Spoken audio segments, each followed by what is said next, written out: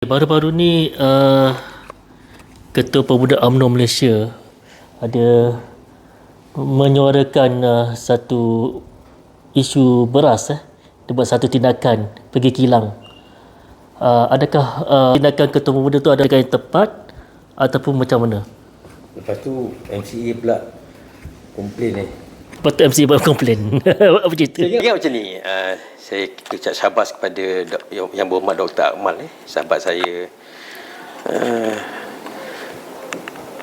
Dia buat tu bukan atas kapasiti Ketua Pemuda, dia buat tu atas kapasiti dia ESCO, tentang hal ehwal makanan dan sebagainya. Dan saya rasa dia menjalankan tugas. Sekurang-kurangnya dia as a doktor lah, saya faham. Doktor ni dia nak ubat penyakit, dia kena cari the roots of the problem. Tu yang dia buat. Itu sebagai satu contoh lah.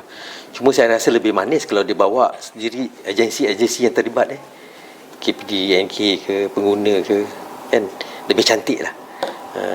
Tapi kebanyakan rakyat sokong tindakan YB. Ya. Saya rasa tak ada masalah. Dia buat dan sekurang-kurangnya dia buat. Dia lakukan sesuatu nak bagi tahu rakyat what is the basic problem of supplier dan juga ketanusan. Sebenarnya Malaysia kena nak difahamkan, sistem komoditi di Malaysia ni, bagi saya ia dikawal oleh kapitalis. So sebab itu kita tengok telur tak ada, harga ayam dia kontrol, termasuk beras supply. Dan lagi satu saya nak sentuh ialah kenapa benda ni berlaku di Malaysia. Jawapan dia adalah penguatkuasaan. Saya tak nak sentuh lah tentang sama ada kenapa tindakan tak diambil, ini tak ambil, kita jangan buat pertuduhan. Tapi saya rasa Malaysia ini negara undang-undang. Kita ada undang-undang, kita ada cukup hari-hari dibahaskan, diluluskan akta, berbagai-bagai akta. Tetapi ingat, kita dikawal oleh kapitalis. Kapitalis ni minta maaf lah. Walaupun sepatutnya Malaysia dah boleh menghasilkan beras dan macam-macam.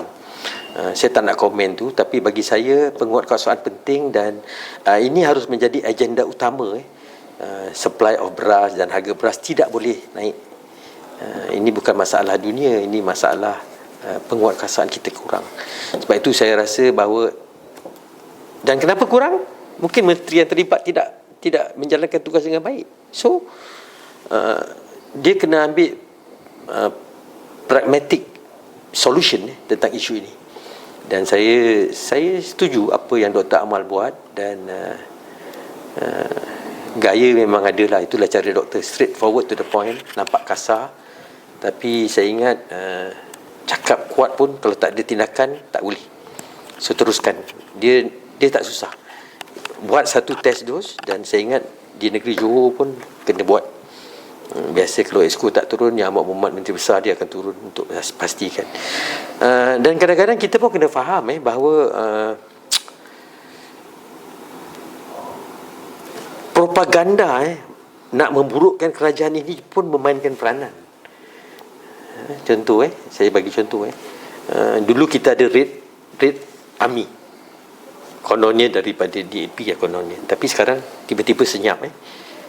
Tapi strategi yang sama digunakan oleh PN. Dia spin. Termasuklah Papagomo, Atandikas, Zam Yahya. Dia spin. So bagi saya, let's do it. Kerajaan kena tegas untuk mengambil tindakan proaktif, dan supaya rakyat merasa selesa, rakyat rasa yakin dengan kerajaan perpaduan. Itu je. Mungkin YB yang lain pun boleh ikut jejak langkah YB Dr. Akmal juga kot. Sepatutnya. Ini bukan masalah mengikut jejak. Dia kena hands on, kena turun. Kena turun dan explain to the rakyat. Ni level-level ESCO ni. Saya tak cakap yang lain lah. Kita macam kita punya level ni, kita buat apa yang patut lah. Tapi level-level ESCO, diorang kena turun dan buat.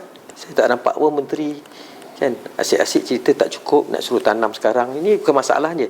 Dia jangka pendek dan jangka panjang. So benda ni. Dan satu lagi saya nak cerita lah. Saya tengok, mungkin ada yang terasa lah, saya tengok apa yang berlaku dekat Malaysia ni sejak zaman kerajaan Madani ni. Agensi-agensi yang terlibat dalam mempropakan kerajaan ini agak lemah.